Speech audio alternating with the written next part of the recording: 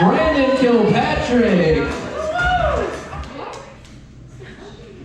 What's up, everybody? Hey, all right. So, I don't know if you guys know this, but there's apparently a pandemic going on, so I'm not going to shake anybody's hands, but I will do an air high five. You want to do an air high five with me? Right there? Oh, too slow. Let's get, we can fist bump though. Ready? 1, 2, 3. All right, one more time. Ready? 1, 2, 3. And that's what you look like, fisting a ghost. So I got my Apple Watch, keeping track of my steps. Anybody got Apple Watch, Fitbit? Keeping track of it? Yeah. You know you can cheat with this thing, right? You don't actually have to walk. You can just sit on the couch and just do this. And you're just getting your steps in. You want to know another secret? It'll also count your steps while you masturbate. I don't know if you know that. Sometimes I'll wake up in the morning and I'll bust out a quarter mile before I even get out of bed. Just like that. My wife's out of town for the weekend, I'll do a marathon. And I mean, just like this morning I busted out almost a quarter mile with a belt around my neck. Like, I'm the healthiest I have ever been.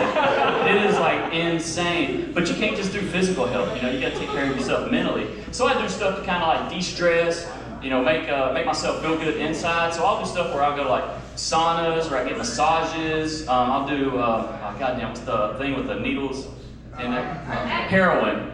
So, you know, you gotta take care of yourself.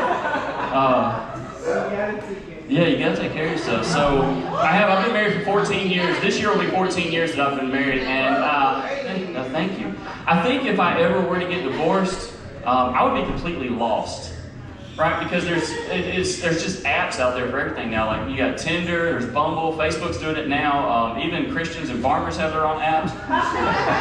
I'm more old-fashioned. I'm more traditional. Like, I like to meet women. Like, I like to stay fit, so I like to meet women like when they're jogging, you know, at night. It's not really any better of an icebreaker than I'm gonna get you, and then a foot race. It's the best way to meet people, man. Love it. And then after this coronavirus is over with, you know, ladies, don't put unnecessary pressure on yourself to perform in bed. You know, it's happened to me before where I've dated somebody new and they're worried are they going to be as good as my ex. You know, it's been a while. Don't worry about it. Don't put that pressure on you. You don't have to be better than an ex. You don't have to. You just got to be better than this. That's it. If you can be better than a dry, calloused male hand, you're go. You don't even have to participate. Just make a noise every now and then. That's all we really want. But don't ask stupid questions. That's the thing. Like, women, don't ask stupid questions. I dated this girl years back. She's like, if you could have sex with a Dallas cheerleader, would you do it? I'm like, come on now. Like, if you really want to like test this relationship, see the strength of it. I was like, try to ask something more realistic. Like, no, I'm not gonna have sex with Dallas. I don't have a chance. And she's like, what if my sister wanted to give you a blowjob? And I was like, why? Did she say something? So I've got 2 kids. I've got 2 boys, 12 and 7. My 12-year-old, whenever he was about 6 years old, I almost made him jizz in his pants. Now, okay. Before everybody starts checking like the Epstein flight logs, let me explain what happened. Okay? I'm sitting on the couch playing video games, and I hear my son come out of his room and start running down the hallway. So I'm like, I'm gonna hide behind the couch real quick. So I hid behind the couch. He walks in, he's like, Dad? And I'm like, rah! And he's like, Dad! You almost made me jizz in my pants. So I'm like, okay, 2 thoughts busted in my head. First of all, this kid doesn't know what jizz is. Or number 2, he really, really likes to be scared. Turns out he had no idea what it was, so like a good father, I explained it to him, and I'm like, should I have, or should I just let that play the long game? Like, imagine me taking his girlfriend out for their first date, and he's like, hey, let's go to the movies, what do you want to see? And she's like, do you want to go watch that new horror movie? And he's like, only if you want me to jizz in my pants. But what if it was reversed? What if he just really liked being scared, right? Like, obviously, it would show up on his Christmas list, and I'm like, you want the Insidious video library in a Jack-in-the-Box? I go up to his room, get ready to like knock on the door and tell him dinner's here. As soon as you get to the door, right before I knock, I hear just go back to the kitchen. My wife's like, where's he at? He's gonna have dessert first. Maybe a nap. I found this cool trick. Like now he's 12. Now he's gonna start getting in that age, right? So I found this cool little trick that I'm gonna start doing to him. I'm gonna take newborn socks and I'm gonna throw it in his laundry whenever he's doing his socks and underwear.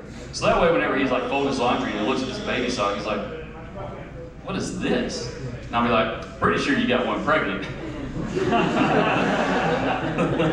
Congratulations there, Pops. So, I guess I got a little bit more time. I haven't seen a flashlight yet, so. I got my wife, she doesn't, the size doesn't matter to her. Right? That's not, what turns her on is the fact that I have a job. Like, that's the thing that gets her hot. And so I will use that to my advantage, like when we have sex, you know, I'm like, "Oh, baby, I'm so employed. I can feel my pension rising. I'm gonna make you come 401k times. Oh, it's time to promote you to another position. Oh, I love how you've been a fit on my face. Oh, clocking in and out. Okay, get off the clock." Yeah, my name's Brandon Kilpatrick, thank you.